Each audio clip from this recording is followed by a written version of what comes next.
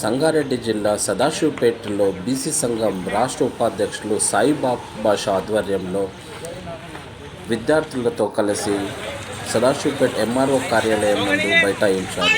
విద్యార్థులకు రావాల్సిన ఫీజు రియంబర్స్మెంట్ను వెంటనే ఇవ్వాలని ప్రభుత్వానికి డిమాండ్ చేశారు.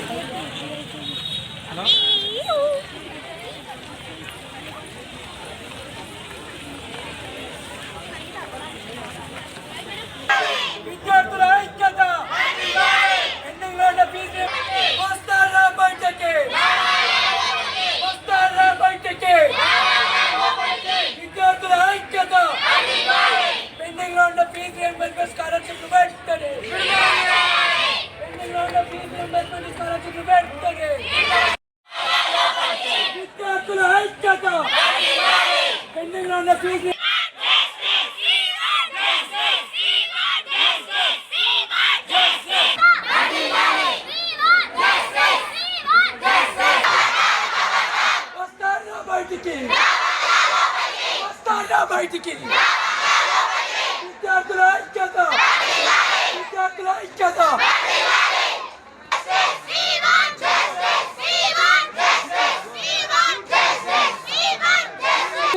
వాళ్ళ అభిమానాన్ని ఆపలేమేమో కానీ ఆవేశాన్ని మాత్రం అసలు ఆపలేంచాం.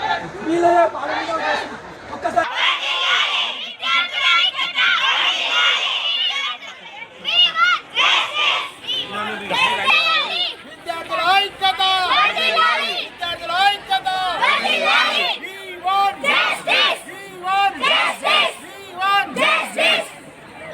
విద్యార్థుల ఐక్యత, విద్యార్థుల ఐక్యత. సార్ ఒకటే ఒక విషయం, ఆ కళాశాల యాజమాన్యం దృష్టిలో పెట్టుకొని ఈరోజు మీరు చెప్తున్న విషయం ఏంటంటే రాష్ట్ర వ్యాప్తంగా పెండింగ్లో ఉన్న ఫీజు రియంబర్స్మెంట్ స్కాలర్షిప్ 7,000 కోట్లు పెండింగ్లో ఉంది సార్. దానివల్ల కాలేజీ యాజమాన్యాలు విద్యార్థులకు ఇబ్బంది పెడితే విద్యార్థుల తల్లిదండ్రులకు ఇబ్బంది పెట్టాల్సిన పరిస్థితి వస్తుంది.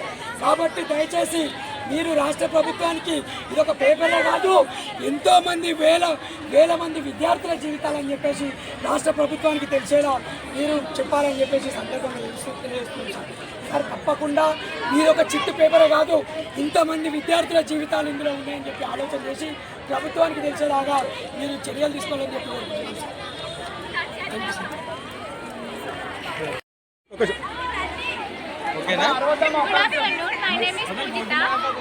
ఈరోజు మేము అందరం ఇక్కడ వచ్చి ఎందుకు ర్యాలీ చేస్తున్నామంటే మాకు స్కాలర్షిప్లు రావట్లేదు. ఇప్పుడు కాదు, మేము డిగ్రీ ఫైనల్ ఇయర్, ఇప్పుడు ఫస్ట్ ఇయర్ నుంచి మాకు స్కాలర్షిప్లు రావట్లేదు. మేము చాలా ఇబ్బంది పడుతున్నాం, మా పేరెంట్స్ కూడా చాలా ఇబ్బంది పడుతున్నారు ఫీజెస్ కట్టడానికి. సో అవి రిలీజ్ చేస్తే బాగుంటాయని మేము ఇప్పుడు ఇంత ఎండలు ఇక్కడికి వచ్చినాము. ఇది final year, first year second year కూడా మాకు రాలేవు, అందుకే ర్యాలీ చేస్తున్నాం. ఆర్ కృష్ణయ్య గారి మా రాష్ట్ర బీసీ సంఘం జాతీయ అధ్యక్షులు మాజీ పార్లమెంట్ సభ్యులు ఆర్ కృష్ణయ్య గారి పిలుపు మేరకు, మరి అలాగే రాష్ట్ర అధ్యక్షులు వేముల రామకృష్ణ గారి ఆదేశాల మేరకు ఈరోజు సదాశివపేట ఎంఆర్ఓ ఆఫీస్ ముట్టడి కార్యక్రమం నిర్వహించడం జరిగింది. ఇది ఏంటంటే ఈరోజు తెలంగాణ రాష్ట్ర వ్యాప్తంగా 7,000 కోట్లు ఫీజు రియంబర్స్మెంట్ స్కాలర్షిప్లు విద్యార్థులది పెండింగ్లో ఉండడం వల్ల తీవ్ర ఇబ్బందులు పడుతున్న పరిస్థితి ఈరోజు విద్యార్థుల తెలంగాణ రాష్ట్రంలో ఉన్నది. మరి అలాగే ఇప్పుడు కలెక్టరేట్ భవనాలు నిర్మించడానికి, ఎమ్మెల్యే భవనాలు నిర్మించడానికి మూసీ ప్రక్షాళన కోసమై 1,50,000 కోట్లు ఎవరు డిమాండ్ చేస్తే మీరు ఇవన్నీ ఏర్పాటు చేస్తున్నారని చెప్పేసి ఈ సందర్భంగా రాష్ట్ర ప్రభుత్వాన్ని మేము అడుగుతున్నాం. ఈరోజు విద్యార్థులకు 7,000 కోట్లు రిలీజ్ చేస్తే ఎంతో ప్రశాంతమైన జీవితం వాళ్ళని సాగిస్తూ వాళ్ళ విద్యను కొనసాగిస్తూ పై చదువులకు పోయే పరిస్థితిని ఈరోజు రాష్ట్ర ప్రభుత్వం అడ్డుకుంటుందని చెప్పేసి ఈ సందర్భంగా సిగ్గుచేటుగా భావిస్తున్నాం ఈరోజు ప్రభుత్వాన్ని. ఈరోజు ఒకటి కోరుతున్నాం, మరి ఇప్పుడు పెండింగ్లో ఉన్న ఫీజు రియంబర్స్మెంట్ స్కాలర్షిప్ రిలీజ్ చేయకుండా పోతే ఈరోజు కేవలం విద్యార్థులతోటే పోరాటాలు చేయాల్సిన పరిస్థితి వచ్చింది. కాకపోతే వెంటనే వీలైనంత తొందరగా రాష్ట్ర ప్రభుత్వం పెండింగ్లో ఉన్న ఫీజు రియంబర్స్మెంట్ స్కాలర్షిప్ రిలీజ్ చేయకపోతే విద్యార్థుల తల్లిదండ్రులను కూడా పోగేసుకొని ఇలాంటి ముట్టడి కార్యక్రమాలు, ఇంకెన్నో ప్రగతి భవనాలు, మరి అసెంబ్లీలు ముట్టడి చేయాల్సినటువంటి విద్యార్థులతోటి కలిసి మేము చేయాల్సిన పరిస్థితి వస్తుందని చెప్పేసి ఈ సందర్భంగా రాష్ట్ర ప్రభుత్వాన్ని హెచ్చరిస్తున్నాం. మరి పక్క రాష్ట్రంలో ఆంధ్రప్రదేశ్లో 20,000 రూపాయలు, ఇటు కర్ణాటకలో 15,000 రూపాయలు స్కాలర్షిప్ వస్తుంది. కళాశాల యాజమాన్యాలను కూడా పాపం అని చెప్పుకోవాల్సిన పరిస్థితి. ఎందుకనంటే వాళ్ళకు బిల్డింగ్ ఫీజులు కట్టుకోలేని పరిస్థితిలో ఉండి వాళ్ళు టీచర్లకు, లెక్చరర్లకు జీతాలు ఇవ్వలేని పరిస్థితులలో వాళ్ళు తీవ్ర ఇబ్బందులు పడుతున్నారు. వాళ్ళు ఇబ్బందులు పడి కళాశాలకు తాళాలు వేసుకునే పరిస్థితి ఈరోజు తెలంగాణ రాష్ట్రంలో ఉంది. కళాశాల యాజమాన్యాలకు కూడా వాళ్ళ బాధ కూడా మేము అర్థం చేసుకుంటున్నాం. ఈరోజు విద్యార్థులు ఎదుర్కొంటున్నారు, విద్యార్థుల తల్లిదండ్రులు ఎదుర్కొంటున్నారు ఇదే సమస్యను. కాబట్టి రాష్ట్ర ప్రభుత్వానికి అన్ని రకాలుగా మూలకమైంది ఒకటే ఒక మా కండిషన్, పెండింగ్లో ఉన్న ఫీజు రీయింబర్స్మెంట్ స్కాలర్షిప్ రిలీజ్ చేయాలని చెప్పేసి దయచేసి రాష్ట్ర ప్రభుత్వాన్ని మేమందరం పట్నం మాణిక్యం ఫౌండేషన్ సభ్యులందరం కానీ మరియు బీసీ సంఘం కానీ బీసీ ఎస్సీ ఎస్టీ మైనార్టీ విద్యార్థి సంఘాలందరం కూడా కానీ ఒకటే కోరుతున్నాం, విద్యార్థులకు న్యాయం చేయాలి. విద్యార్థులకు న్యాయం చేసి విద్యార్థుల తల్లిదండ్రులకు న్యాయం చేసి నేటి బాలలే రేపటి పౌరులన్న మాటని దృష్టిలో పెట్టుకొని రాష్ట్ర ప్రభుత్వం దృష్టిలో పెట్టుకొని విద్యార్థులకు న్యాయం చేయాలని చెప్పేసి సందర్భంగా తెలియజేస్తూ ముగించుకుంటున్నాను. ఇక్కడికి వచ్చినటువంటి విలేకరులందరికీ, విద్యార్థులందరికీ, కళాశాల యాజమాన్యాలందరికీ, పత్రికా media, electronic media, print media సోదరులందరికీ కూడా ప్రత్యేక ధన్యవాదాలు తెలియజేస్తూ ముగించుకుంటున్నాం. విచ్చేసినటువంటి విలేకరులకు కూడా మా యొక్క ప్రత్యేక ధన్యవాదాలు. ఎందుకంటే ఇక్కడ ఎంతమంది విద్యార్థులు ఎట్లా సఫర్ అవుతున్నారు, ఇంతగానో మంది విద్యార్థులు. రేవంత్ రెడ్డి గారు మీకు మరీ చెప్తున్నాం, రేవంత్ రెడ్డి గారికి ఏం చెప్తున్నామంటే, ఇది మీ పార్టీ మీటింగ్ కాదు. మీ పార్టీ మీటింగ్లకు మీరు 500 ఇచ్చి, ఒక కోటర్ ఇచ్చి, బీర్ ఇచ్చి, బిర్యానీ ఇచ్చి దొరికొచ్చినట్టు కాదు.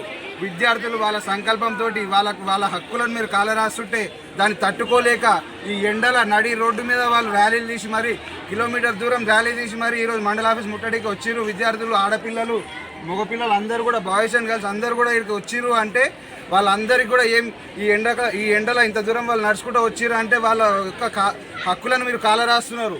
వాళ్ళ హక్కులను మీరు వాళ్ళకి ఇవ్వట్లేదు. మీ ఇంట్లోకి నుంచి ఇవ్వకండి. రేవంత్ రెడ్డి గారు మీకు మరొకసారి చెప్తున్నా, మీ ఇంట్లోకి నుంచి మీరు ఒక్క రూపాయి కూడా ఇవ్వకండి. ఏమమ్మా ఇస్తే తీసుకుంటారా మీరు ఎవరైనా? మీ ఇంట్లోకి నుంచి మీరు ఒక్క రూపాయి ఇవ్వకండి. మా ప్రజల సొమ్ము ఏదైతే మీరు తీసుకుంటున్నారో, ఏదైతే దోచుకుంటున్నారో, ప్రజాప్రభుత్వం అని పేరు చెప్పి మీరు ఆ మూసీ నది మీద 150,000 కోట్లు ఎట్లా ఇన్వెస్ట్ చేస్తారండి రేవంత్ రెడ్డి గారు? మీరు 150,000 కోట్లు అంటే వీళ్ళకు దాదాపు 7,000 కోట్లు ఇస్తే వీళ్ళకు సంవత్సరానికి ఎటువంటి ఇబ్బంది లేకుండా అందరికీ కూడా స్కాలర్షిప్లు వస్తాయి. ఈ లెక్కన 200 సంవత్సరాలు వీళ్ళందరూ కూడా ఇట్లనే విద్యార్థులందరూ కూడా ఎవ్వరు కూడా ఏ ఇబ్బంది పడకుండా వాళ్ళందరికీ కూడా స్కాలర్షిప్లు పడతాయి. అట్లాంటిది మీరు ఒక మూసీ నది పేరు మీద మూసీ నదికే ఒక 150,000 కోట్లు ఇన్వెస్ట్ చేస్తే రైతులకు రైతు బంద్ చేయరు, విద్యార్థులకు ఇవి ఇయ్యరు. రైతులను, విద్యార్థులను, ఉద్యోగస్తులను వీళ్ళందరినీ తీసుకొని మూసీలో ముంచుదామని చూస్తున్నారా మీరు? రేవంత్ రెడ్డి గారు మీ భాషలనే చెప్తున్నా, మీ భాషలనే మీకు అర్థమయ్యే విధంగా చెప్తున్నా. మీరు అంటారు కదా పండబెట్టి దొక్కుతా అని. మీ ప్రభుత్వాన్ని పండబెట్టి దొక్కే రోజు తొందరలోనే ఉంది. మీరు కనుక ఇప్పుడు మీరు తెలుసుకోండి, మీకు వ్యతిరేకత మొదలైంది తెలుసుకొని, ఇప్పటికైనా తప్పు తెలుసుకొని విద్యార్థులకు కానీ, రైతులకు కానీ, ఉద్యోగస్తులకు కానీ న్యాయం చేయండి.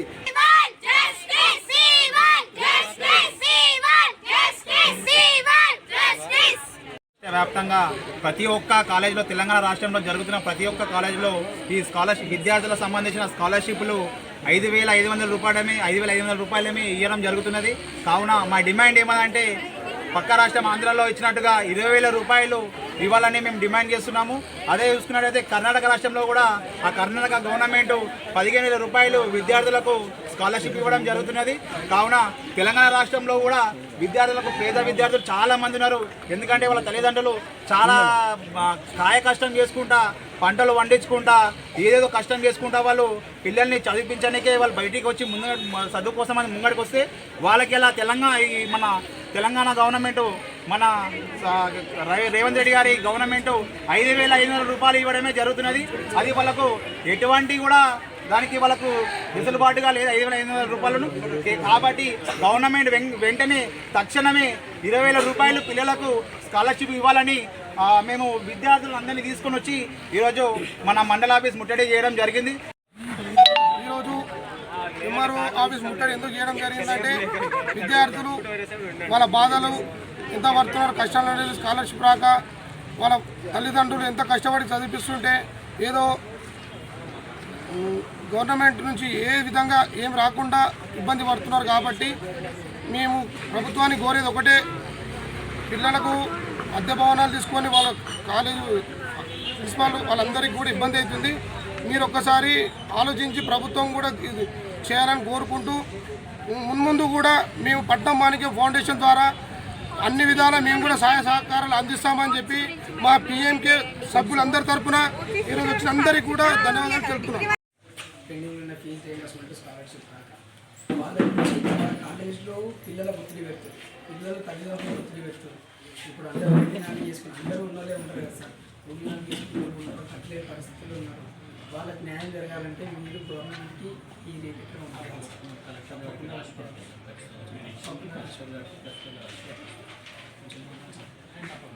విద్యార్థుల సమస్య అంటే మీరు కూడా కింది స్థాయికి నుంచి రావచ్చు సార్, మీకు తెలుసు విద్యార్థుల బాధలు ఎట్లుంటాయి.